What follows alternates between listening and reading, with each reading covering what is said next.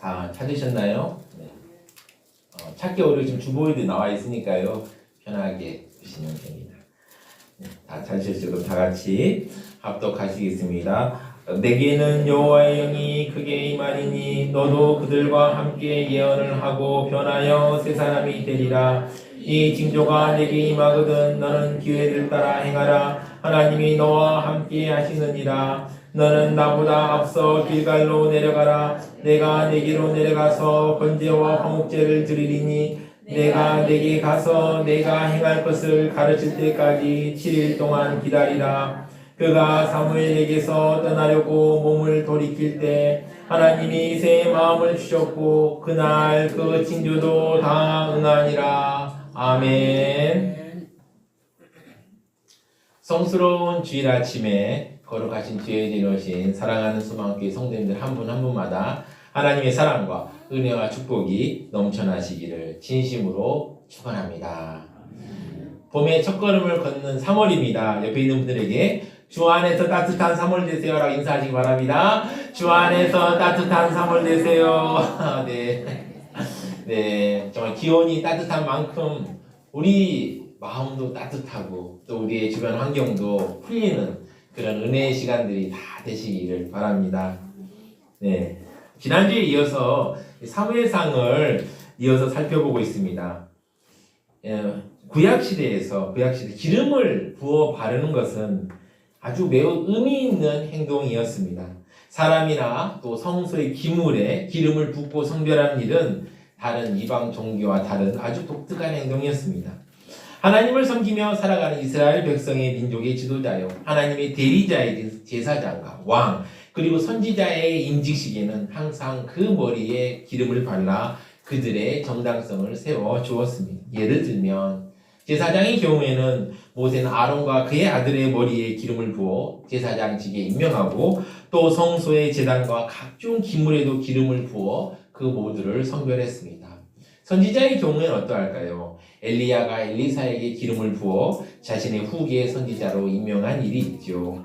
또한 가장 많은 예는 무엇입니까? 왕의 임직의 경우입니다. 사무엘이 사울과 다윗에게, 그리고 사독이 이제 솔로몬에게 기름을 부어 왕을 삼은 사실을 그 예로 들 수 있습니다. 이처럼 기름을 붓는 행위는 기름을 붓는 자가 하나님의 이름과 권위로 한 인격에게 하늘로부터 내려오는 신령한 권한과 능력을 부여하는 행동입니다. 뿐만 아니라 기름을 붓는 행위를 통해서 기름을 부음받은 사람이 하나님께 특별하게 성별된 자라는 사실을 상징하고 동시에 하나님께서 당신의 신 성령을 신이 덧입혀 주시는 상징적인 행위이기도 했습니다. 사사의 선지자인 사무엘은 사울의 머리에 기름을 붓고 그가 이스라엘 왕이라는 하나님의 뜻을 알렸습니다. 그리고 사울을 돌려보내며 그 돌아가는 길에서 경험할 일을 미리 예언해 주어서 사울로 하여금 미리 경험하고 하나님으로부터 소명의식을 분명히 가질 수 있도록 합니다. 오늘 사울을 왕으로 임명한 이후에 일어난 일을 찬찬히 살펴보면 마치 성도들이 신앙생활을 시작하고 한 걸음 한 걸음 걸어갈 때 일어난 일과 비슷합니다. 그럼 오늘 본문을 통해서 하나님께서 우리들에게 하시고자 하는 영적인 메시지는 무엇일까요? 첫 번째입니다. 하나님께서는 성도들에게 확신을 주고 격려하십니다. 오늘 사무엘상 10장을 보면요, 사무엘이 사울에게 축복의 말을 전하라고 따로 불렀습니다. 사환은 앞에 가게 하고 따로 불렀습니다. 그리고 그때 기름병을 가져다가 사울의 머리에 쫙 부었습니다.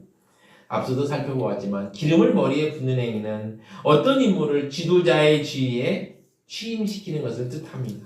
고대 근동에서 기름 부음은 행동할 수 있는 권세를 부여하다는 의미가 있었습니다. 그러므로 기름 부음을 통해서 하나님과 사울 사이의 특별한 관계가 형성되었음을 드러내는 동시에 하나님께서 사울을 선택했다는 것을 보여줍니다. 게다가 사무엘은 사울에게 입을 맞추며 말합니다. 여호와께서 내게 기름을 부으사 너를 그의 기업의 지도자로 삼지 않으셨느냐? 그의 기업은 이스라엘 백성입니다. 너를 왕으로 삼지 않았냐고 말합니다. 그리고 이 상황을 얼떨떨하게 받아들인 사울도 얼마나 놀랐을까요? 내가 왕이라니 이런 생각도 안 하고 있었는데요. 그러자 이 사울에게 사무엘은 세 가지 징조를 말하기 시작합니다. 첫 번째 징조입니다. 첫 번째 징조는 당시 증인은 두 사람이 있어야 되는데 두 사람이 사울에 갑자기 나타납니다. 사울이 가는 길에 나타나서 이렇게 예언합니다. 내가 찾으러 갔던 암나기를 이미 찾았다. 내 아버지가 암나기들의 염려는 놓았으나 너 사울 때문에 걱정하고 있다라고 이제 말합니다. 그렇게 두 사람을 만납니다. 이 두 사람을 만날 그 사무엘이 이제 예언합니다. 두 번째 예언입니다. 사무엘은 두 번째 징조를 말합니다. 네가 왕이 되는데 두 번째 징조가 있다. 이제 사무엘은 말을 애매하게 하지 않습니다. 어떻게 하냐면은 분명하게 다볼 상수리 나무라고 위치를 확실히 하고 거기서 놀라운 일이 일어날 것을 말합니다. 그러니까 베냐민 지파 땅에 다볼이라는 곳이 있었던 것 같아요. 거기에 상수리 나무 하면은 다들 알만한 곳이었던 것 같습니다. 우리 고향 여기 도레울에 상징적인 장소 어디가 있을까요? 고향 이케아가 있지 않습니까? 이케아에 깃발 이렇게 거는 장소 있죠. 거기라고 하면 어딘지 알겠죠. 또 도당공원 옆 세소마을교회 하면 어딘지 사람들이 알지 않겠습니까? 예, 그 정도로 아주 아는 곳이었을 것입니다. 당시에는 백성들이 하나님께 예배하러 베델로 자주 올라갔습니다. 그런데 올라가는 중에 세 사람을 사울이 만납니다. 근데 이 세 사람이 어떤 사람이냐면 한 사람은 염소 새끼 3마리를 끌고 갑니다. 또 한 사람은 포도주 가죽 부대를 하나 들고 갑니다. 또 한 사람은 떡 3덩이를 들고 갑니다. 이거 포도주, 염소, 떡은 당시 하나님께 드릴 예물이었습니다. 또 이것은 또 왕에게 드릴 예물이기도 합니다. 그런데 그들이 사울을 처음 보았는데 인사를 합니다. 놀라운 일이죠. 인사를 합니다. 인사를 하고 나서요.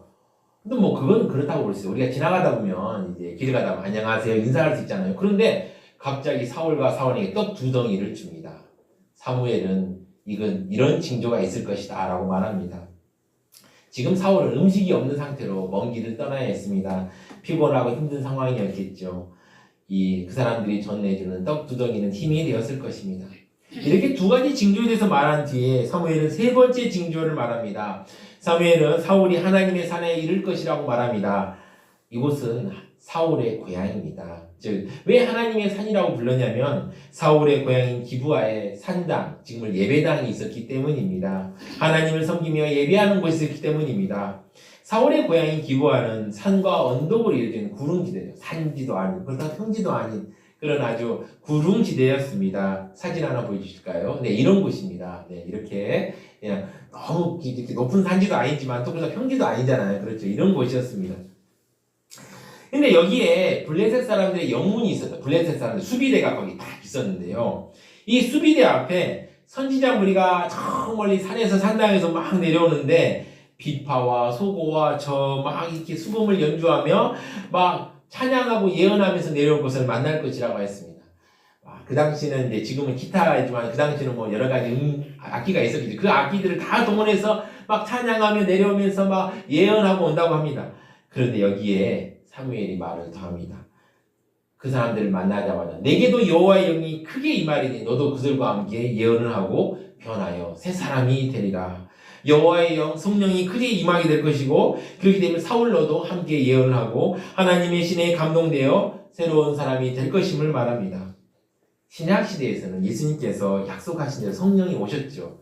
예수님께서 우리를 위하여 속죄하심으로 어떻게 합니까? 우리 안에 성령이 내주하시게 됩니다. 그래서 우리가 성령이 내주하신다는 말이 성령이 우리 안에 들어와 거하시는 거예요. 그런데 구약 시대에는 인간이 죄가 많았기 때문에 어떻게 합니까? 내주하시지 않고 외주하셨습니다. 밖에서 있으면서 근처에 있으면서 계속 감동을 주고 있었던 것이죠. 그렇게 했던 사이. 그러니까 사울에게 나타난 역사는 내주하시는 성령의 역사가 아니라 바로 외주, 바로 옆에서 이렇게 성령이 감동을 주고 역사하는 그 역사를 말합니다. 사무엘은 주저하는 사울에게 3가지 징조를 말해줍니다. 이것은 사사기를 보면 기드온에게 말한 징조와도 비교가 되죠. 하나님은 새 사람이 되어 나아가는 성도에게 격려와 확신을 줍니다. 사무엘 입장에서 갑자기 왕이 된다고 하니까 당황하고 놀라운 마음이 컸을 것입니다. 그것을 아시는 하나님께서 사울에게 확신과 격려를 주기 위해서 징조를 보여주시는 은혜를 베풀어 주셨습니다. 이처럼 우리를 사랑하시는 하나님께서는 우리가 홀로 인생길을 걸어가도록 내버려 두시지 않습니다. 우리의 인생길을 홀로 걸어간다면 얼마나 힘들고 고통스럽겠습니까? 그러나 하나님께서는 오늘 본문에도 나왔듯이 부족한 사울에게도 확신을 주시고 격려하시는 은혜를 베풀어 주시는 하나님이십니다. 하물며 성도가 인생의 길을 걸어가는데 가만히 내버려 두시겠습니까? 그렇지 않습니다. 사랑하는 성도 여러분, 성도로 살아가는 것 참 어렵고 겁이 날 때가 있지요. 그러나 하나님께서 확신을 주시고 격려하심을 바라보고 가십시오. 우리가 하나님 은혜 가운데 거하고 있다면 하나님께서 우리 안에 확신을 주고 우리가 믿음의 길, 신앙생활을 잘할 수 있도록 격려하십니다. 하나님께서 믿음의 길을 걸어가는 성도들을 어떻게 도와주십니까? 두 번째입니다. 하나님께서는 성령을 통해 성도를 변화시키십니다. 사무엘은 사울이 성령의 역사로 새 사람이 될 것을 말합니다. 그리고 나서 이렇게 말합니다. 이 징조가 내게 임하거든 너는 기회를 따라 행하라. 하나님이 너와 함께 하시느니라. 이러한 징조가 다가오면 결코 놓치지 말고 기회를 따라 행하라. 즉 최선을 다해 기회를 잡으라고 말합니다. 하나님께서 함께 하시기 때문이죠. 그러면서 길갈이라는 곳에 미리 내려가서 있을 것을 말합니다. 너는 나보다 앞서 길갈로 내려가라. 내가 내게로 내려가서 번제와 화목제를 드리리니 내가 내게 가서 내가 행할 것을 가르칠 때까지 7일 동안 기다리라 라고 말하면서 이제 준비하라고 말합니다. 당시 사무엘은 순회하면서 나라를 다스렸습니다. 그 중 하나가 길갈이었습니다. 사무엘은 베델과 길갈과 미스바를 순회하며 이스라엘을 다스렸는데 그중 중요한 거점 도시가 길갈이었습니다. 여기에 미리 내려가 있으면 사무엘이 번제와 화목제를 거기서 드릴 것이니 7일간 나를 기다리라 말했습니다. 자, 성경은 이제 사울이 사무엘을 떠나려고 몸을 일으켰을 때부터 놀라운 일이 일어났을 말하고 있습니다. 구절을 보시면 그가 사무엘에게 떠나려고 몸을 돌이킬 때 하나님이 새 마음을 주셨고 그날 그 징조도 다 응하니라. 사울이 사무엘을 떠나려고 몸을 돌이키자마자 하나님께서 새 마음을 주셨습니다. 그리고 그날 징조도 응하게 되었습니다. 사울은 이렇게 놀라운 일을 경험하며 고향 땅에 이르게 되었습니다. 사울과 사환이 산에 이르렀습니다. 그러자 선지자 무리가 저 산에서 내려와서 그를 영접하고 하나님 앞에 찬양하며 예언합니다. 그때 사울의 영, 성령이 사울에게 크게 임함으로 새로운 사람이 됩니다. 이제 사울은 새로운 하나님의 성령이 임하게 되었고 새 사람이 되었습니다. 이를 보던 주변 사람들이 깜짝 놀랍니다. 전에 사울을 알던 모든 사람들이 사울이 선지자들과 함께 예언을 보고 서로 이르되 기스의 아들에게 무슨 일이 일어났느냐? 사울도 선지자 중에 있느냐라고 했습니다. 왜 이런 말을 했을까요? 참 사울이 안타까운 부분 중 하나입니다. 사울이 외모, 성격 등은 인간적으로 정말 훌륭했습니다.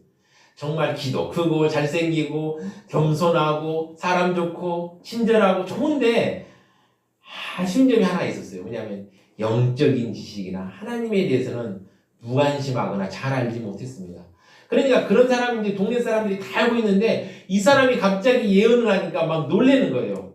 그러면서 그곳에 어떤 사람 말합니다. 그들의 아버지가 누구냐? 이 말은 영적인 아버지 사무엘과 언제부터 함께 있었느냐라는 뜻으로 보게 됩니다. 그래서 속담이 돼서 이제 사울도 선지자 중에 있느냐라는 말이 이제 나오죠. 이 말은 이제 나중에 사울의 이제 그 어리석은 행동을 비웃는 말로 쓰이지만 지금 이때는 사울이 새로운 사람으로 변함을 보고 놀라는 의미로 쓰였습니다. 사랑하는 성도 여러분, 하나님께서 성도가 되어 살아가려 할 때 성령으로 성도를 변화시켜 새 사람이 되게 합니다. 예수님께서 승천하셨을 때 제자들은 어떤 마음이었을까요? 망연자실했을 것입니다. 망연자실이 무엇일까요? 그냥 아무것도 하늘이 무너지는 듯한 기분이었습니다. 예수님만 믿고 내가 정말 인생을 다 버리고 따라왔는데 예수님이 하늘로 떠난다니 이렇게 생각했겠죠. 그런데 예수님께서는 성령을 보내주겠다고 약속하셨고 그 약속을 지키셨습니다. 그리고 오순절에 기도하며 성령을 받은 제자들은 새 사람이 되어 힘있게 사명을 감당하고 아름다운 삶을 살았습니다.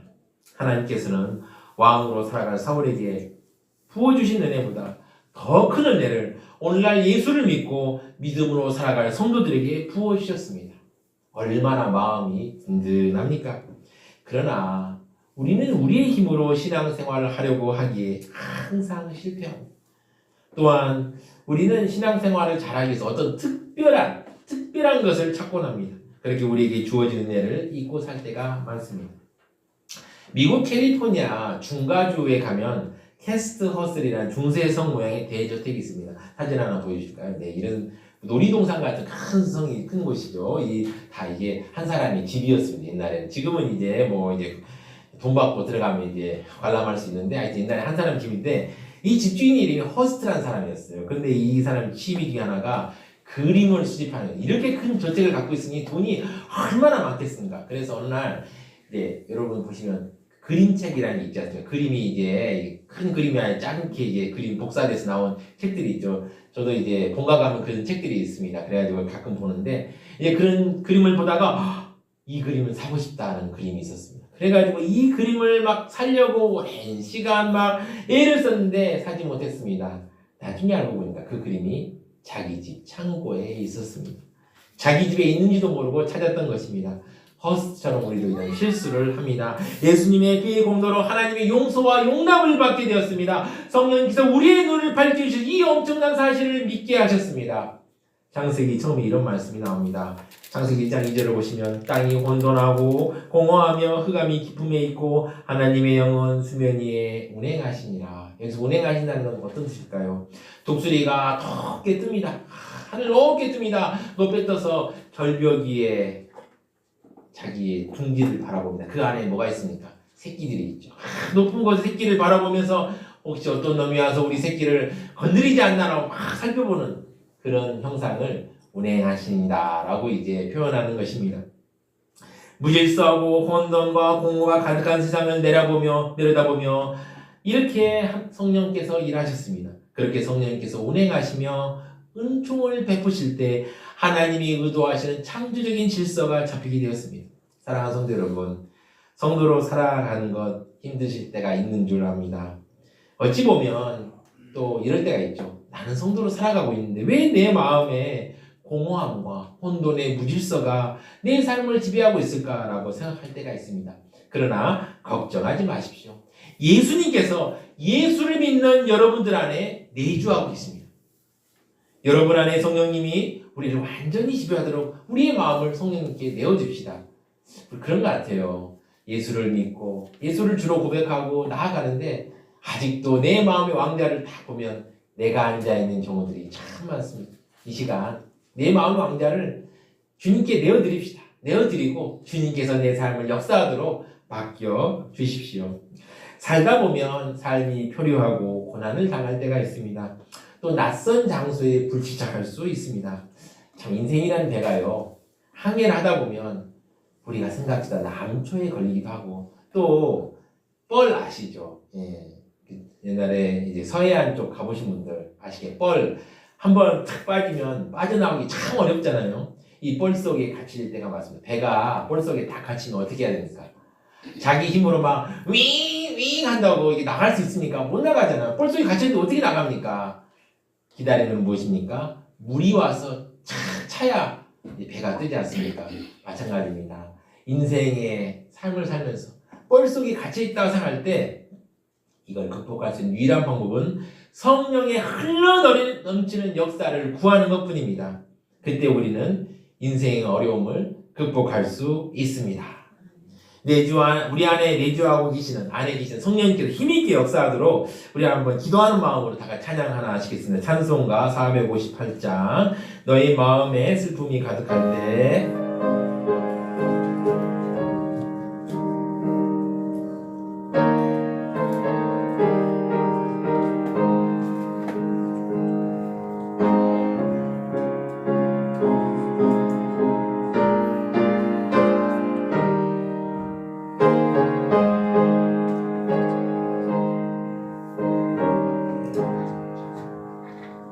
너의 마음에 슬픔이 가득할 때 주가 위로해 주시리라.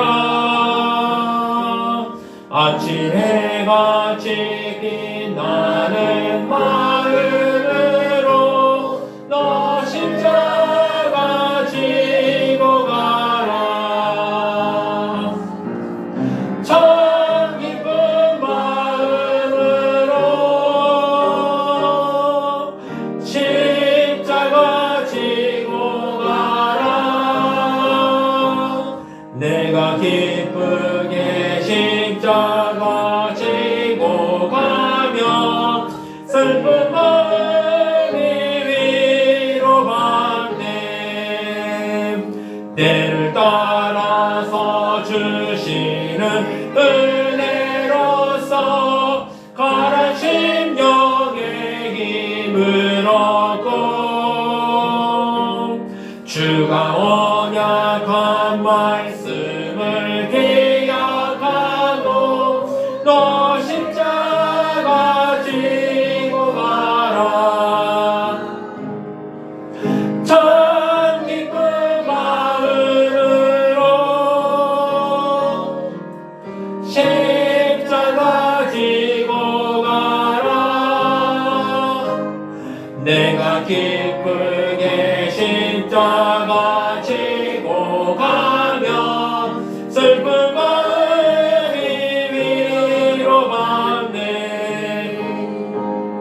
내가 맡은 일 성실히 행할 때에 주님 앞에서 상 받으리. 주가 베푸신 은혜를 감사하며 너 십자가 지고 가라. 참 기쁜 마음으로 십자가 지고 가라. 내가 기쁘게 십자가 지고 가면 슬픈 마음이 위로받네. 아멘. 하나님께서 우리와 함께 하실 때 우리는 어떻게 해야 할까요? 세 번째입니다. 하나님께서 함께 하심을 믿고 침묵으로 기다려야 합니다. 마침내 사울이 예언하기를 마치자 산당으로 올라가게 되었습니다. 사울이 예언하기를 그쳤습니다. 그리고 산당에 가서 하나님께 예배 드리려고 하였습니다. 기부 안에 있는 산당입니다. 산당에서 사울의 숙부가 사울과 사환을 만나 물어봅니다. 14절을 보시면 사울의 숙부가 사울과 그의 사환에게 이르되 너희가 어디로 갔더냐? 사울이 이르되 암나기들을 찾다가 찾지 못하였으므로 사무엘에게 갔었나이다 하니. 자, 그러자 사울의 숙부가 가만히 있지 않고 강력한 영적 능력을 갖고 있는 사무엘이 어떤 말을 했었는지 궁금해하며 물어봅니다. 15절을 보시면 사울의 숙부가 이르되 정하노니 사무엘이 너에게 이런 말을 내게 말하라 하니라. 그러자 사울이 그의 숙부에게 말합니다. 16절을 보시면 사울이 그의 숙부에게 말하되 그가 암나기들을 찾았다고 우리에게 분명히 말하더이다 하고 사무엘이 말하던 나라의 일은 말하지 아니하니라. 사울은 숙부에게 정직하게 말하지만 나라의 일은 말하지 않고 비밀을 지킵니다. 우리가 신앙생활을 하다 보면 우리가 하나님을 믿고 침묵해야 될 때가 있습니다. 그때 우리는 침묵해야 합니다. 오늘 사울이 숙부에게 정직하게 말하지만 사무엘이 말한 나라의 일은 말하지 않습니다. 만약 사울이 경솔하게 숙부에게 말했다면 어떤 일이 일어났을까요? 어떤 일이 일어났을까요? 한번 생각해 보시죠. 어떤 일이 일어났을까요? 이스라엘 전체가 난리가 났을 것입니다. 아주 강력한 지파였던 유다 지파와 에브라임 지파, 므낫세 아주 강력한 지파들이 왜 그 베냐민 같은 작은 지파에서 왕을 세우느냐, 우리 지파를 왕을 세워라라고 난리가 났을 것입니다. 또한 하나님께서 사울을 왕으로 세울 때 생각지도 못한 어려움이 생겼을지도 모르고 어쩌면 전쟁이 났을지도 모르는 일입니다. 우리가 믿음의 길을 걸어가다 보면 때때로 침묵해야 될 때가 있습니다. 참 침묵하는 것 어렵습니다. 어렵죠. 사울도 입이 아주 근질근질했을 것입니다. 아유, 내가 왕이라고 얘기했어라고 이게 입이 근질근질했을 것입니다. 그러나 끝까지 왕으로 세워지기 전까지 비밀을 지켰습니다. 하나님께서 이루심을 알았기 때문입니다. 그래서 아름답게 왕이 되었습니다. 최근에 사람들은 말하는 것을 좋아합니다. 요즘 유튜브 방송을 보면 제가 좀 그런 생각이 들어요. 야, 말잔치다, 말잔치. 와, 어떻게 해서 사람을 막 이렇게 끌어당기려고 아주 재밌게 말하는 사람들이 그냥 유튜브 좀만 넘겨보면 얼마나 많은지 모릅니다. 방송도 마찬가지죠. 방송도 뭐 사람을 막 이렇게 막 재밌게 말하는 말이 막 많습니다. 그래서 말잔치가 아주 풍성합니다. 그래서 말을 통해서 사람들을 막 마음을 움직이려고 하고 자신의 뜻을 이루려고 합니다. 그러나 사랑하는 성도 여러분, 우리가 하나님을 믿는다면 때때로 침묵하며 하나님의 역사를 기다려야 합니다. 많은 사람들이요, 이것을 모르고 섣부르게 하다가 큰 실패와 좌절을 경험합니다. 우리는 주님의 시간을 기다려야 합니다. 주님의 시간, 그때가 올 때까지 기다려야 합니다. 다가 주님의 시간을 기다리며 찬양을 하겠습니다. 주님의 시간에 찬양을 하겠습니다.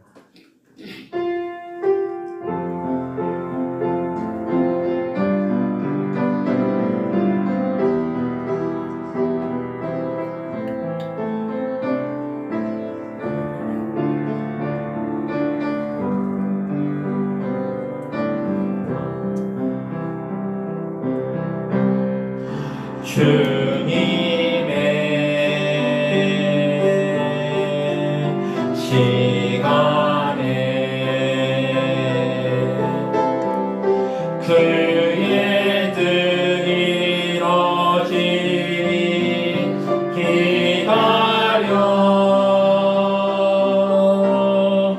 하루하루 살 동안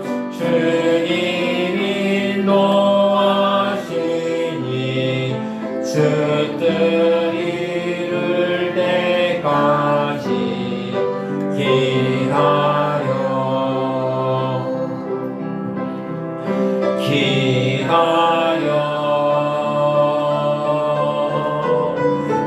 그때를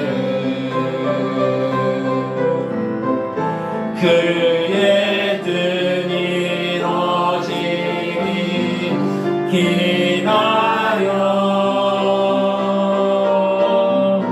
주의 뜻 이뤄질 때 우리들의 모든 것 아름답게 변하리 기다려. 아멘. 사랑하는 세소마음교회 성도 여러분, 성도로 믿음의 길을 걸을 때, 신앙생활할 때 참 힘도 들기도 하고 앞이 보이지 않을 때도 있습니다. 오늘 갑자기 왕으로 임명받은 사울도 그러했을 것입니다. 그러나 하나님께서는 그에게 확신을 주고 격려하셨습니다. 그에게 성령의 감동으로 새 사람이 되게 하셨습니다. 오늘도 하나님께서는 우리에게 이렇게 일하십니다. 하나님의 일하심을 기대하고 성령 하나님께서 우리 안에서 마음껏 일하시도록 마음의 문을 활짝 여십시오. 또한 하나님께서 그의 때에 일하실 걸 생각하며 믿음으로 침묵하며 기다리십시오. 하나님께서 놀랍게 역사하실 것입니다.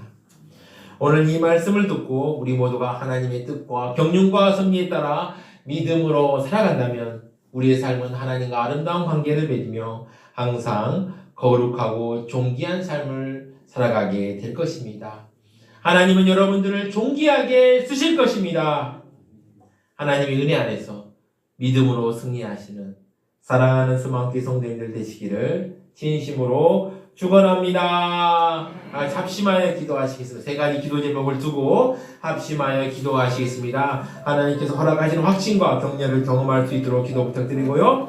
또한 하나님께서 우리 안에 활발히 일하시도록, 그리고 끝으로 하나님의 일하심을 믿고 침묵하며 기다릴 수 있도록 세 가지 두고 주여 한번 외치고 힘차게 기도하시겠습니다. 주여! 주님 은혜 감사합니다. 아버지, 우리가 하나님께서 허락하시는 확신과 격려를 경험하기를 간절히 원합니다. 주님께서는 구하는 자에게 반드시 주신다고 하셨사오니 우리 성도들 한 사람 한 사람에게 하나님께서 허락하시는 확신, 격려를 경험할 수 있도록 주여 붙들어 주시옵소서. 지금 낙심하고 있는 사람도 있으니까 그 사람들 한 사람 한 사람 찾아가셔서 아버지 붙잡아 주시고 하나님께서 일하심을 아버지 보여주시고 아버지 능력과 힘을 더하여 주시옵소서. 또한 주님 간절히 기도하고 기도합니다. 성령 우리 안에 거하시는 성령님께서 우리 안에서 활발하게 일하게 하여 주시옵소서. 아버지 우리 안에 있는 성령님이 아버지 우리의 삶을 아버지 아름답게 바꿔갈 수 있도록 주여 붙들어 주시옵소서. 성령님께서 아버지 무질서와 공허한 세상을 아버지 하나님과 함께 아름답게 바꾸셨던 것처럼 아버지 우리의 공허함에 있는 마음들도 주께서 어루만져 주셔서 아버지 아름답게 바꿔주시고 아버지 새롭게 아버지 새 일을 행하여 주시옵소서. 또한 간절히 기도합니다. 우리가 하나님의 일하심을 아버지 믿게 하시고 믿고 아버지 침묵하며 기다리며 아버지 끝까지 주님의 때가 올 때까지 기다리는 우리의 아버지 우리가 될 수 있도록 주여 함께하여 주시옵소서.